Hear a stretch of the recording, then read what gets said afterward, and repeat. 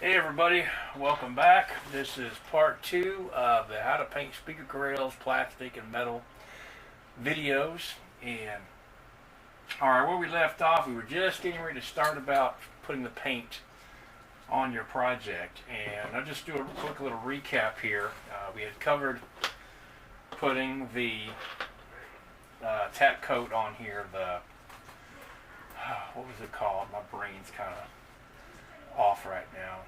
The adhesive promoter. You got to put the adhesive promoter on here for your paint will stick.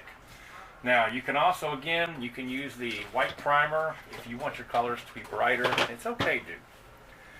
Hello, Duke. And also, if you want your colors to be a little bit darker, you can leave the primer off and everything. And let me show you. Now, when you get ready to do your paint, you want to make sure you shake your paint up really, really good. Duke doesn't like aerosol cans. So you want to shake it for a good minute, minute and a half. And that's supposed to be good with your primer also. And when you choose the color that you want, what you're going to want to do is, you don't want to go like this when you're spray painting. That's the worst thing you can do. You're going to build up a lot of paint right there. What you want to do is go ahead and mount your speaker grills to a flat surface. And also use the screws that you're going to use for them. That way they get paint on them as well. So unless you just want your screws to stand out. But if you want the screws to blend in with the same color, you want to go ahead and do that. And what you're going to do is you're going to start away from the part and start spraying. And continue all the way across and go past the part before you stop. And you're going to go back and forth, back and forth. Now, because you have all these little nooks and crannies and everything in here, what you're going to want to do is kind of go around a little bit, back and forth. Just got to make sure you don't get a lot of paint buildup on here. So what I suggest you do is go ahead and do one light base coat, real light. And just, you're still going to see some of the black or the white still shining through. You're not trying to completely cover it. You're just going to get a good base coat, but a very light base coat. Then after that, you want to let this sit for 5 minutes, 6 minutes. Just go ahead and watch the clock. And once that happens, go ahead and go back out there. And again, another light coat, but this time you're trying to even it out and get all the spots, that you missed and everything, especially around the edges here. Pay real careful attention. You get paint on the edges. So I kind of just go around the edges like that to make sure you get all the edges, because that part right there you probably might end up missing painting. Now, real important, once you get these painted, what you're going to do is you want to set this aside for a minimum of 48 hours. I'd say at least 60 hours. That's my rule of thumb. That way you want the paint to be completely dry. So 60 hours is a good rule of thumb, because if the paint's not completely dry, what's going to happen is when you handle it, you're going to start leaving fingerprints in the paint, and that's not going to be very good. So 60 hours, let the paint be completely dry. Now, the other thing is, you can leave it just like that, or if you guys want to make it a little bit shinier and put a protective coat on it, especially if you guys are using the candy paints, you're going to want to put a clear coat on it. So it's really going to make those colors pop, really make it translucent, and make it look almost see-through. Like, if you look at my Mega Boombox, I used the candy red, and I put a clear coat. So you can get the clear coat. I like the Rust-Oleum clear coat. And again, it's the same technique as the painting. You're going to go back and forth just like you're doing the paint and around. Not a real heavy coat. Just, you'll see where it gets shiny, because you don't want to oversaturate this, because what's going to happen is if you do, your paint's going to start to blister and wrinkle.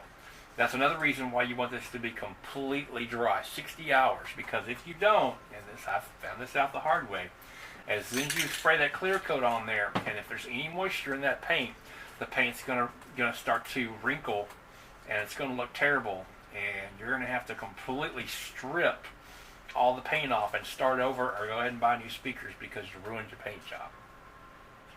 So, and it applies again, just like the little plastic pieces as well. It's going to be the same technique. Now, another thing is, the way you paint these little oblong pieces like this is what I do. I take a coat hanger and some metal wire, and I actually suspend the parts from the wire and go ahead and paint them as they're hanging, and then I go ahead and just leave them hanging, and I actually go hang them in my spare shower on the shower rod there overnight, just to make sure they're completely dry. Then go hang them somewhere else where they'll be out of the way. Now, you don't have to keep these inside. If you have a garage, you can put them out in the garage, but depending on the humidity where you live, especially if you live near the coast and the humidity is a lot higher, especially in the southern states, the paint will take a lot longer to dry. So that's why I try to keep mine in the house, because in the area I live in, the humidity hovers anywhere between 70 and 100%. So the air conditioning is on most of the time. So the air conditioning is going to pull all the humidity out of the air. That's one of the things it does to make it more comfortable, and that's going to help pull the moisture out of the paint that you have. So basically that's about all there is to it. Now once you do your paint job, I'll show you a little sneak preview of this one I have right here. This is what's going to look like when you get finished. This box here, I mean these speaker grills here, actually been a little bit dusty. These have been drying. Let's see, I painted these on Saturday morning, so let's see, that's 24. So these have been drying almost 100 hours because I painted them on Saturday morning. It's now Tuesday evening, so they're completely dry. These have been drying for probably 96 hours, and they look really, really good. Again, I used a little darker shade of red. I didn't put primer because I wanted the red to be darker, because this is from a Houston, Texas box, and the logo, the red's a lot darker on the logo, so that's why I went with this look right here. If I'd used a white primer, the red would be a little bit brighter. So that's the result. You can see I just mounted to a piece of cardboard like this, and that's when I go ahead and do my painting.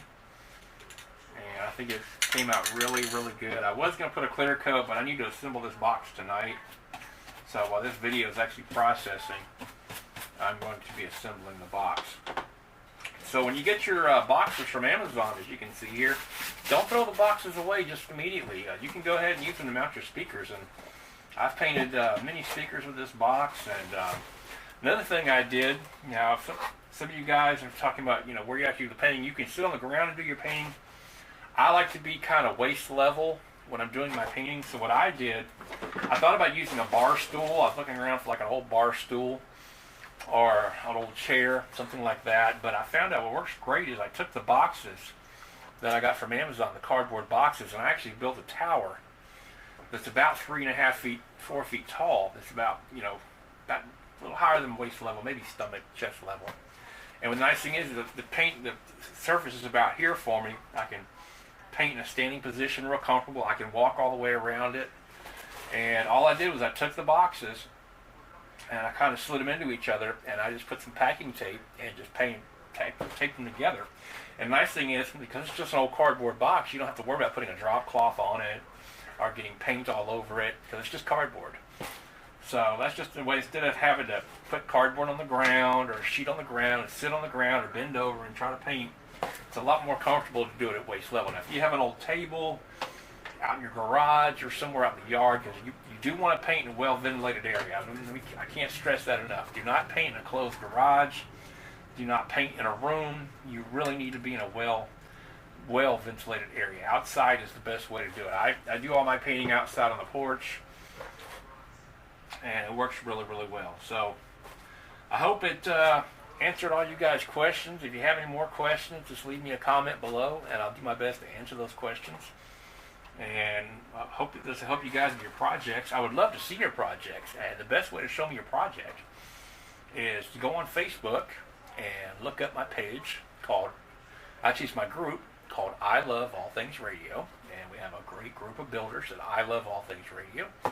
So if this is brand new to this and you have some questions, you want to see some other guys are building, you're welcome to join our group. Or if you've been building for a long time and you can contribute more information to our group, we would love to have you. It's a great place to hang out, and it's a great place to ask questions, exchange ideas, information.